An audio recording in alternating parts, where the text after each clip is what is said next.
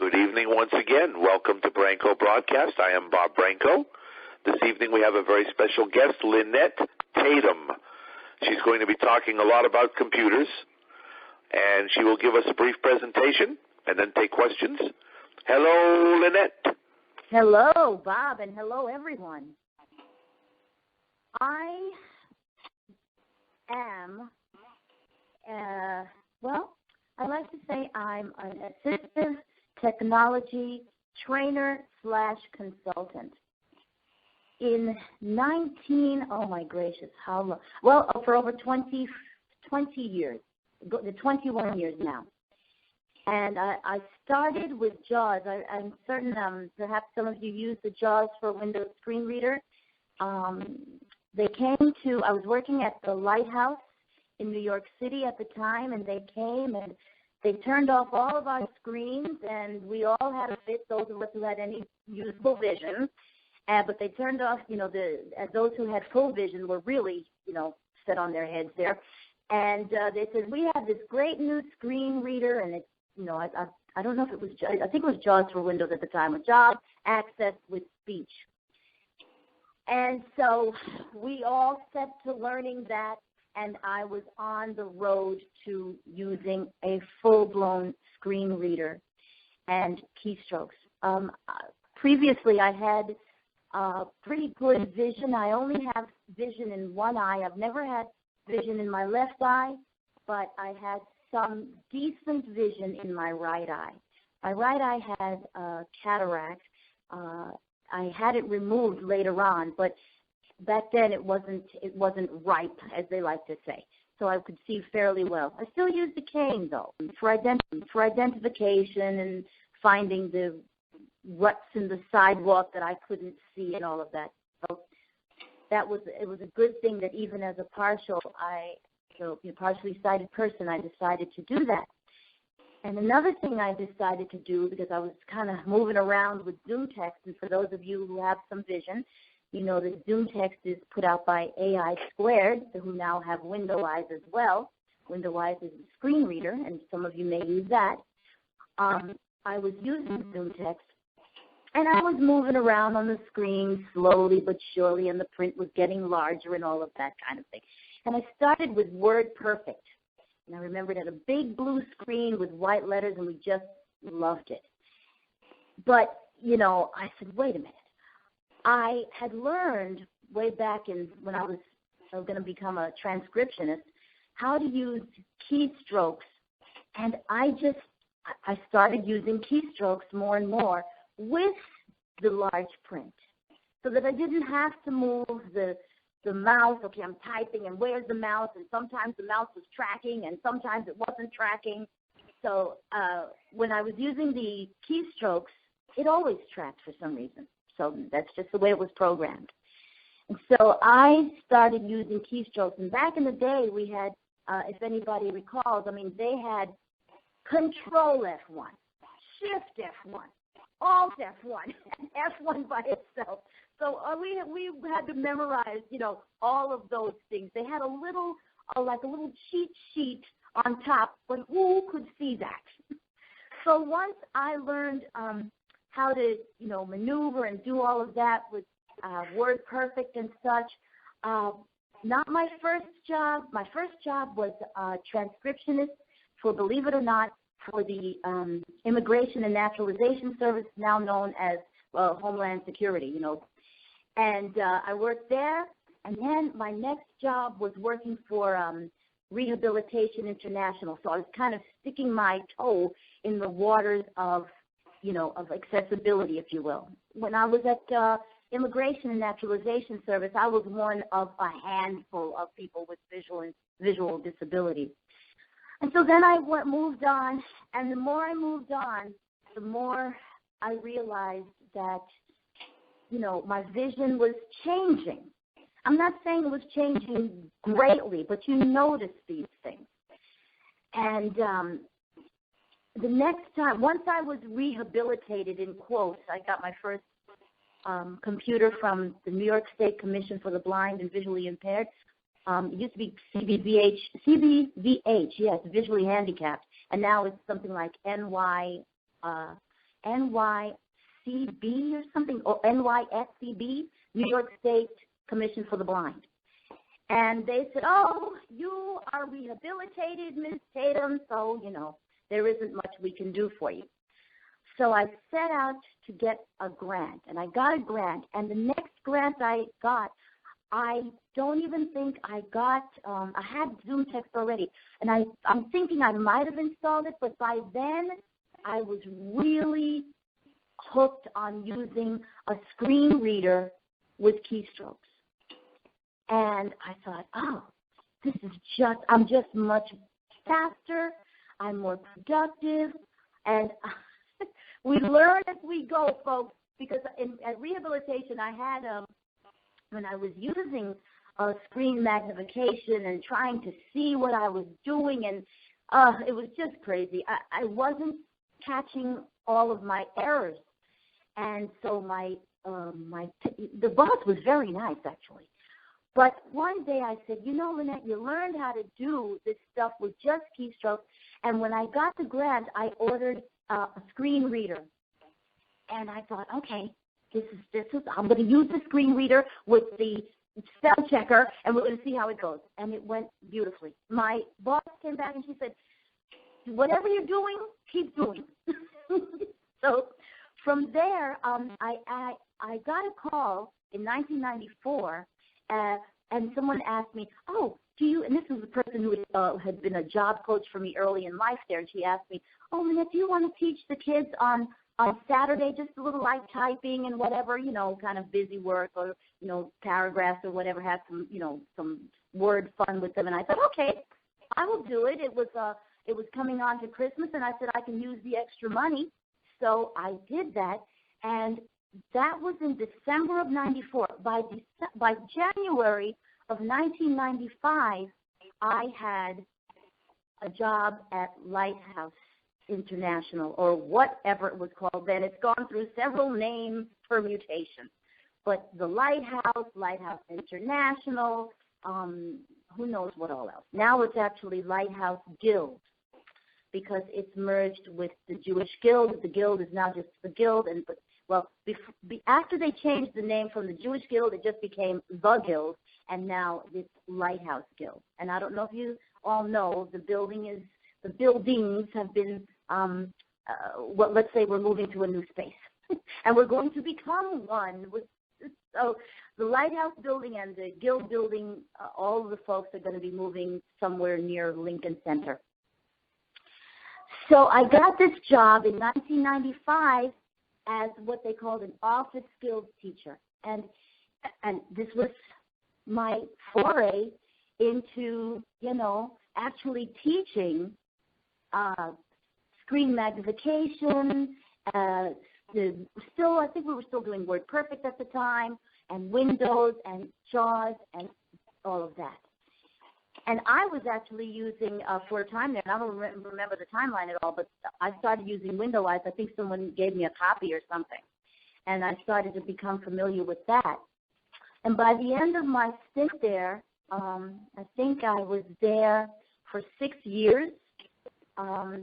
They had made me an assistive technology instructor, and I would basically, the computer equipment would come to the Lighthouse. I would call up the person, the student. They would come in. I would show them how to set it up, how to work with the bit, and then how to, box it up, and they took it home.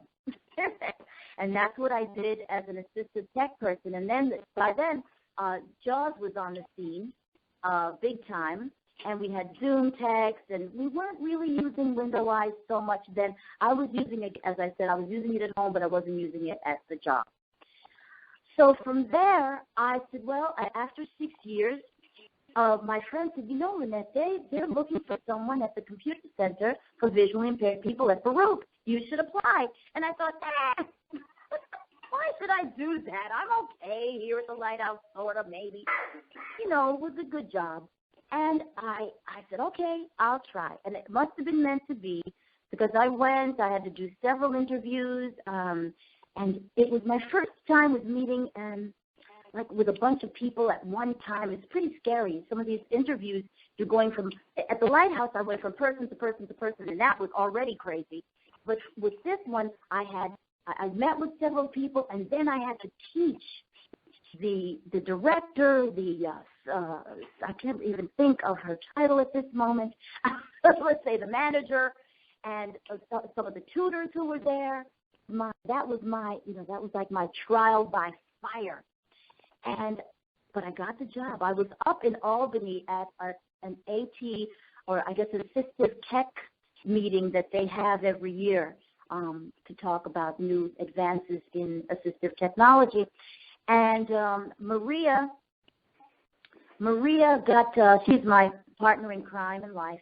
She got a call from the manager, and she said, Lynnette, you have to call Judy back. So I did, and they offered the job to me, and I took it, and I was there for 14 years, and then I needed a break. And during that 14 years, I taught from soup to nuts. I taught Word. Let me start with keyboarding. I taught keyboarding. I taught keyboarding at the Lighthouse, too. Oh, my gracious. But keyboarding, Word, Excel, PowerPoint, ZoomText, JAWS, a bit of window eye, HTML. I taught people how to create. That was fun, I have to say. I even dabbled a bit in podcasting, just the basics of Windows, all of that in those 14 years. And while I was doing it there at the job, I really enjoyed just doing it. I love tech. I have a Victor Reader Stream, new generation. I have Bluetooth speakers. You know, I mean, I just love tech. I'm talking to you now on an iPhone 6 Plus, and I'm thinking I'm not going to upgrade because I'm thinking, what else could a phone possibly do for me that I cannot do now? And I have an iPod and an iPod Touch and an iPad, so I think that I'm okay. The last piece of the puzzle is that for so long I taught Word, Microsoft Word. Oh, my gosh. I could wake up in the middle of the night. I used to dream I was in the classroom. And I would be walking around the classroom, and I would be talking to the students. This is how bad it was, folks. But I would give notes, and inevitably people would come without the notes, or the tape broke. Oh, my gosh. We started with floppy disks. I remember one student, we would give quizzes, and the quiz, it was open book, so they could look at their notes. One person wanted it on cassette, a floppy disk, and Braille. So I had to put, notes out in every format possible. That turned into, of course, like a flash drive, So now we give out flash drives. We say, don't lose it, folks, because this is, this is going to have your notes. It's going to have your labs. The labs are things that when you give the lesson, then you give a lab, and then you give a test in like 3 weeks, and then another test at the end, and that kind of thing. So I left this for a year because I was burnt out. There's just no doubt. I couldn't take it anymore. I said, if I have to teach Control B one more time, I will faint or something. So I used to just put my head down on the desk when people would ask the same question. So I needed a break, so I took one. And then just this year I said, well, it wouldn't be horrible to have a little extra income coming in addition to the bit I've made from the Word app that I created last summer. I started it last summer, and my developer, and it's an iOS app. It's called ML Word Tips, Keyboard Shortcut Tips for MS Word. And it's for MS Word for Windows. And what it is, in thinking about my students and how they, were constantly, I forgot my notes, or I didn't get to read them, I don't know, blah, blah, blah. We got every excuse, including the dog ate it. I said, maybe they will benefit from having those who have iDevices. I would love to get into the Android realm. I have an Android device that I was playing with the other day, and I thought, well, but nevertheless, I would still love to be able to put the app in Android form. Right now, it is in iOS form only, and it can be used on all iOS products. It is concise. Let's say, how can I put this? For those of you who use iOS devices or who can think of a menu system where you ask, let's say it says formatting text. You double tap on that, and it opens formatting text. To format text, you do so and forth and this and that, Control B, Control U, or whatever it is. And when you're done, you simply get out of it. I don't have a lot of verbiage going on, although I do have my trademark humor throughout. I like to say sprinkled throughout. And so far it's done. The app came out November 13, a fateful day to be sure in Paris, and also, Friday the 13th. But that is when the app, I had no control over that. It would have been out a little earlier, but they said you've got to change the name, because it's going to be confusing. So instead of it coming out on the 6th or earlier, it came out on the 13th, and it's done fairly well from the 13th of November to March even. Sales have dipped now some, but you know what? This is to be expected in any business. When it comes out, it's all hot and everything and so forth. So, but it's been an extremely, how can I put this? It's been such a learning experience.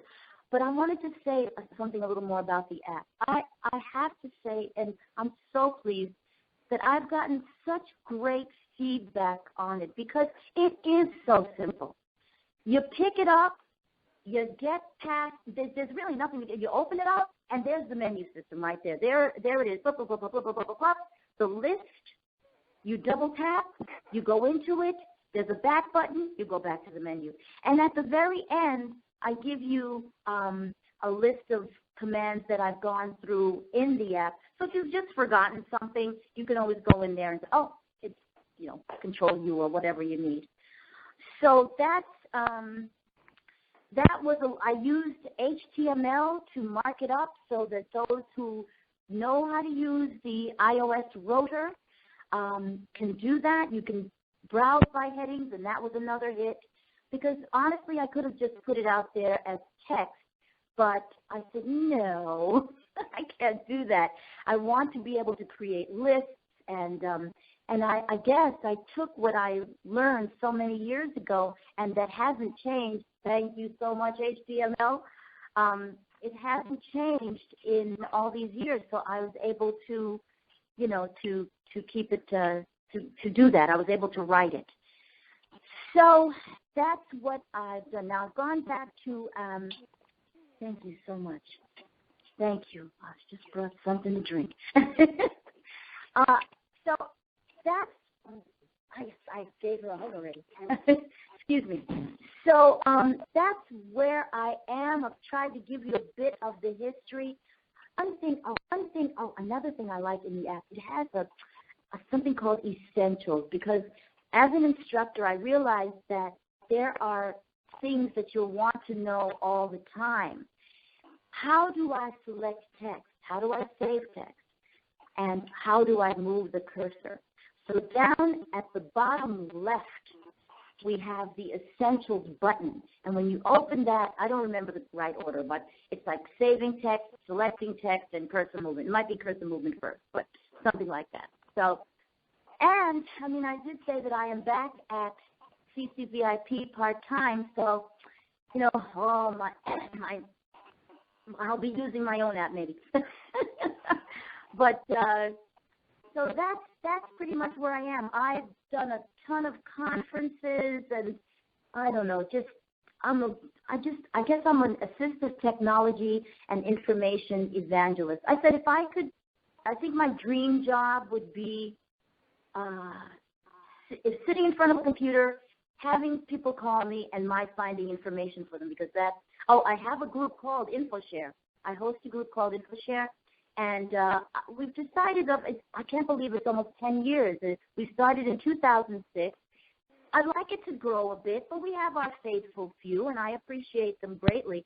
But I told them, when I have something to show, we should get together. Like the Echo, I have the Amazon Echo, and I'm at some point going to get the Echo Dot, and so that I can, we can go to our space and then I can actually pass something around.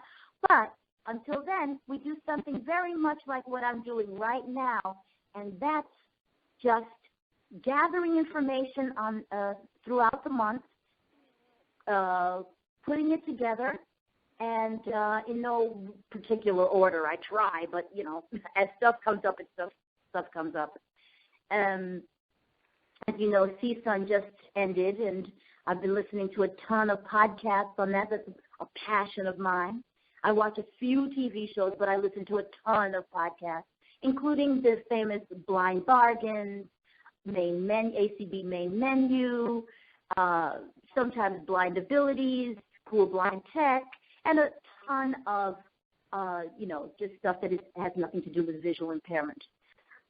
So that is a bit about me. And if anybody, Bob, if you want to unmute or whatever you do, I'm happy to take any questions. I have questions. I have a question. Could you explain what Bluetooth speakers are? Okay, from what I understand, do you guys remember infrared? They came out with like the standard before. It's a wireless standard. Yep. And Bluetooth speakers, I have Bluetooth speakers and I have a Bluetooth headset I just purchased maybe a month ago. Where you don't need any wires. You do what's called pairing. Let's say I wanted to pair a speaker with my iPhone. I would go to settings. First of all, I would turn on the device and put it in pairing mode, however I've been instructed to do that. And then I would go to settings. Not that far down, I would say the third option down is Bluetooth. And I would look for my device in the Bluetooth list, in that list of Bluetooth devices. Now, if there's only one there, you don't have to worry.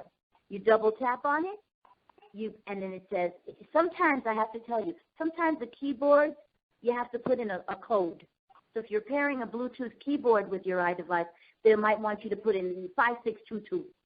Okay, and VoiceOver reads that. I'm a huge VoiceOver user. I do not use Zoom. I'm a total VoiceOver user, and I'm still fortunate enough to be able to read a bit if the conditions are right. So, and it's on light text on a dark background. I do better with that combination. So you double tap on your Bluetooth device, and it should say, paired. It's successfully paired, or you get some confirmatory message. And I'll tell you, I have a Bose SoundLink Mini 2 speaker at home, and I have hooked up, let's see, I think my iPhone is hooked up to it now. When I go home, I turn on, I have my Bluetooth on, and it pairs in about 10 seconds or less. And it tells me it's paired. So, and she says, now paired to Lynnette's iPhone, or something like that. So that's what Bluetooth is. It's a beautiful thing. One thing I found that as I said, I have a Bluetooth headset, and it's lovely and everything, and you wear it around your neck, and you put the earbuds in your ear. I found if it's too close to my body, I feel a little nauseous, and I read that Bluetooth has a bit of radiation, not a lot, but a little. But if you're sensitive to that kind of thing, it can make you feel a little ill. So now I know not to, wear them, when I'm trying to sleep or something, because they might touch my skin. But so that's Bluetooth. Yeah. All right, Alan, you are next. Did I understand you, Lynnette, that you do via telephone, you can do some consultation work? That's so funny you should say that. I have done that, actually. What I do, when I mentioned the InfoShare NYC is a group that I started, but it's basically what I'm doing now, talking to people, this such and such is out, this is how you use Bluetooth. Oh, the other day, I said, maybe I should show them how to do something. So because I'm a huge Windows user, soon to be a Mac user, but kicking and screaming. But just because I want to learn a bit of programming. But I taught folks how to make a shortcut keys. Shortcut keys are marvelous things. you can make a shortcut key, let's say, to your email. And so let's say you do Control-Alt-M, and your mail will open up. You can be in any application. You can be surfing. You can be in your media player. You can be on the Bard site or wherever you are, and you can do a Control-Alt-M, and zoop, your email will pop up. So I have. Yeah, I understand all that. Let's try and keep it more simple for right now. Like yes, or no. Do you work in consultation in groups, or can you do a one-on-one? I can do a one-on-one. All right. How much do you charge, or do you do it by contract? No, I charge $50 an hour, and that's my fee. Now, I'm negotiable, but that's my general rate. $50 an hour. Would you do a contract for X number of hours? Yes, we can talk about that. Like, let's say, in fact, I have that coming up on the 11th. Yeah, that's totally possible. The thing would be is as long as you, let's say we do this by phone or something like that, as long as you can hear me well through whatever you're listening to, I'm good to go. I am a teacher, and I have several disabled students, and the state of really doesn't have anyone teaching JAWS, Window Eyes, Zoom, or any of the other adaptive systems at this point, and the school system really has their backs up against the wall. So what I'm thinking is someone such as yourself that can work on a one-on-one with a student, but because of the cost for the school system, it could be prohibitive unless we could possibly work out a contract situation with the school. I understand. Now, I'm going to stop you right there only because it would be, I'm going to be honest with you, it would be a little difficult for me at this point to work with a visual person. If they're able to, when I was working, and I guess I'll be in the same situation since I'm back there, but when I was working for CCVIP on a regular basis, I had a tutor who could at least, because sometimes you get folks who are visual and you say, okay, what are you seeing? Where are you on the screen? That kind of thing, and they are not able to tell you. And also, did you press so-and-so key, or did you do blah, blah, blah? It gets somehow with a screen reader, I would probably only work with screen reader users because I think it would be easy for all concerned. Oh, can you enslave their computer so as they hit certain keystrokes, you know what they're doing? I can probably use something like an NVDA remote or something like that, but they would also have to have NVDA remote. I don't know if ZoomText has something like that, but I know JAWS Tandem exists, so I know we can do that. Okay, very good. Well, I've got to run. I have to go and teach, so I wish you well, and I will talk it over with the school system, and if they can use your services, they will be in touch. Fabulous. I thank you very much in advance. Lynn, why don't you give out your information so that Alan will pass it along and so that we know it? Yes, very good. Well, my email is the thing that I use the most. It's Techlyn, that's TECHLYNNE 46 @gmail.com. My phone number is 917-330-7159. The only thing I ask about the phone number is if anyone calls, if let's say you say, oh, I heard Lynnette speak and blah, blah, blah. If they call me, please have them leave a message. And I will get back to them. I know that sounds crazy, but I get so many unidentified numbers and such. I just don't, some I call back and some don't, the numbers don't even exist. So I know it's like a robocall. So, and they're not just 800 these days. They're all kinds of numbers. Yep. Anyone else for a question? Yeah, Lynnette, I think that's awesome that someone likes tech as much as I do. I've been in computers a long time, and I like your attitude because I have a lot of low vision changing issues, and you're using the cane and I do that, and it's great. And I think the biggest problem we have, I mean, teaching's great and having those skills, but I think sometimes in the quote real world, like I just went to the Career Center the other day, and their JAWS was having an antivirus problem, and they couldn't find anyone to fix it. So that's a big issue as far as getting it to employers, because I mean isn't that our goal, is to be employed? It is. So I've seen a lot of on both sides, but I definitely share your admiration for the tech and I have an iPod. I want to get an iPhone at some point, but I think it's awesome that you're doing that, and it's really is what I think we have to be doing as far as, you know, if we want to stay up to date. I mean, if you don't, that's fine, but I've always loved tech. I think we'd have a competition on who likes tech more.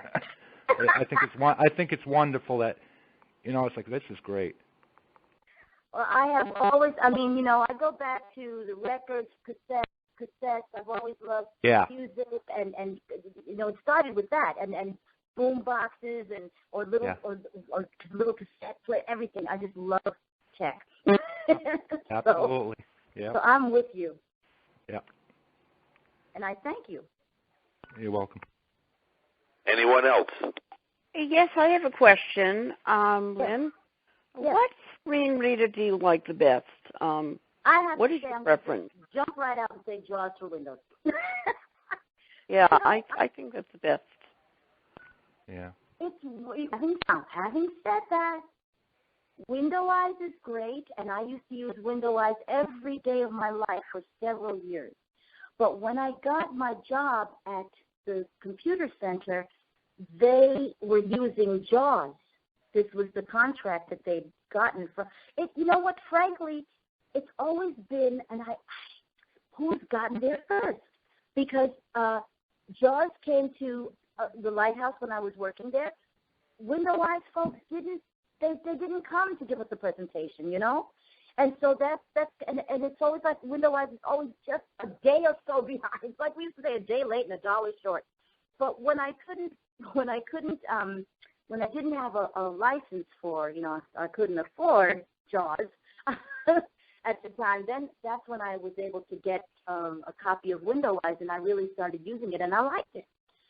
So I really have a love for both, but I have to say I can use JAWS flawlessly, and for all of you who use JAWS, you know, then you don't have to think about what you're doing.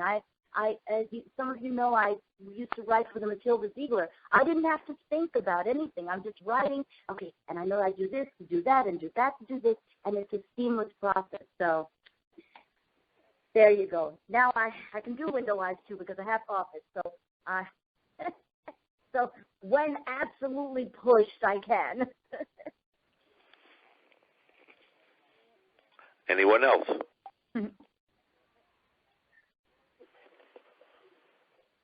I think I have completely stunned and floored everybody. Well, actually, I do have another question for you.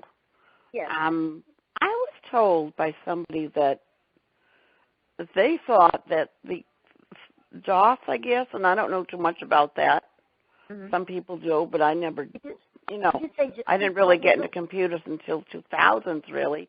I knew a little bit about older computers, but I was told that was very accessible. What is the word you said, that what was accessible? I guess that came before Windows. DOS? Yeah. DOS? Oh God, wait. That was great, huh? A long time ago. I don't know too much about it, so I really, you know. Okay. DOS is outdated. Some people really like it. Yeah. DOS is totally outdated. And, in fact, we've seen our hair pulling when we were using Windows for the first time. Oh God. Does anybody remember copy A? Yeah. I used to know all those commands. Star B colon or A colon. Yeah.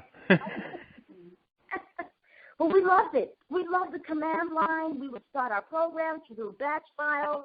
Oh, we went into Windows kicking and screaming, remember? When Windows came out, we were kicking and screaming. Oh, yeah. God, yes. Oh, what is this madness called Windows? Yeah. So, but that's where JAWS kind of had the edge when they came to Lighthouse to show us. They turned off our screens, as I said, and we were forced, at least for the few hours they were there, to at least be able to maneuver. And then it was up to all of us to sort of dive in head first, if you will, and, and get into it. But, yeah, DOS is, I can't think of anybody who's using it now, but I'm going to put a little bit of, like a twist on that. I just read the other day on a main menu list that a person is using XP, so Windows XP, and it's dangerous to use XP only because if you're using it on the web, they're no longer supporting, they're no longer updating. And that's a shame. I actually do know someone who's using... I liked Windows XP. Windows 7 is good, but Windows, there was something about XP that was good. I know someone who's still using DOS. They just do email mostly. And I said, when your computer dies, you're going to have a serious problem with having to learn Windows. I agree with you. But it's like, I totally agree. For anybody who listens to Blind Bargains podcast or podcasts in just at all, if you listen to the latest, and you can go to blindbargains.com and hear it there too, they've got a beautiful new media player. And they have a wonderful Blind Bargains 57, I think it is, extra, or CSUN extra something interviews, and it is, all I'll say is if you get a chance to listen, because it is truly a scream. I think those of you who have used the tech will know what I mean. I will say no more.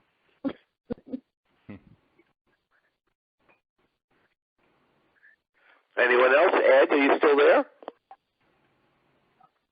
What do you think of Windows 10? I haven't upgraded to 10 yet. I have not upgraded, but I intend to. Okay. Just because at some point, I think I'm going to, that's another one I'm going to do, kicking and screaming, because they said if you have Windows 7, stick with it for now. Okay. If you and make sure you have a sighted person there. Yeah, that's the problem, upgrading. Sometimes when I had my Apple, I upgraded one time, the iOS whatever, and it kicked out all my voiceover. I had to call, and I needed a sighted person. That's kind of frustrating, but you got to do what you got to do. Yeah, I'm with you. I'm with you. I taught a student just a few, like last week, and he was smart. He got the $99 a year tech help from Best Buy, and he went to them, and they upgraded for him. They say if you're on Windows 7, you can stick there for now, for a bit, but if you're on Windows 8.1, they said, really, folks, go to Windows 10. So, yeah. But I'm happy with my Windows 7 for now. Me too. Yeah. I have Windows 8. Lynn, I have Windows 8. It took me a long time to agree to upgrade from XP. I did not want to leave XP. I understand. Yeah. But I have 8 now, and I don't want to leave 8. I keep getting reminders to upgrade to 10. Frankly, I'm tired of upgrading. I know. Oh, God, I said that too. I don't know if you probably do know the Microsoft Help Desk. They're just marvelous. I've had them do a couple of things for me, and I told them that very same thing. I said, I'm so tired of upgrading. Please, just, why is Microsoft doing this to us? But I understand the grief, believe me. Yeah, I like the Apple disability line for the visually impaired and deaf because they help. I have used it often. I love them. I use it mostly for my phone and such like that. Yeah. Okay, anybody else for a question? Yeah, Bob. Don. Yeah, okay, thanks. Lynn, yes.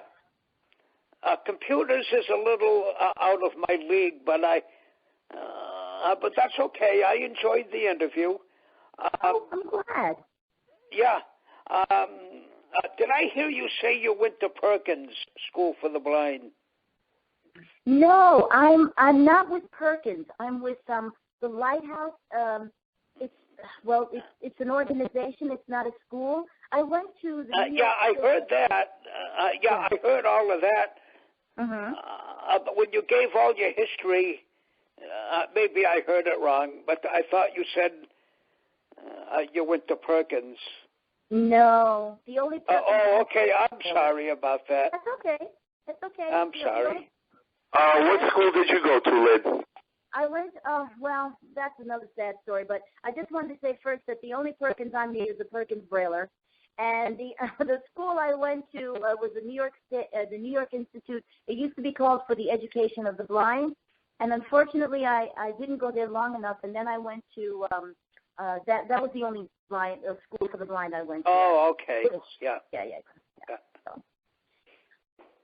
So there. That's it. Anyone else? I was just going to say, Bob, if I just, unless you're going to give me time to do this before you close out, I was going to thank everyone. And well, I don't hear anybody else, so you can do that and also give out your information one more time for us. Absolutely. Thank you very much. I will tell you that this was wonderful for me because I was walking back and forth and talking, and it just flowed, you know. So I thank you all for listening, and those of you who know folks or who are using words, you know, give the Word app a try, ML Word Kit.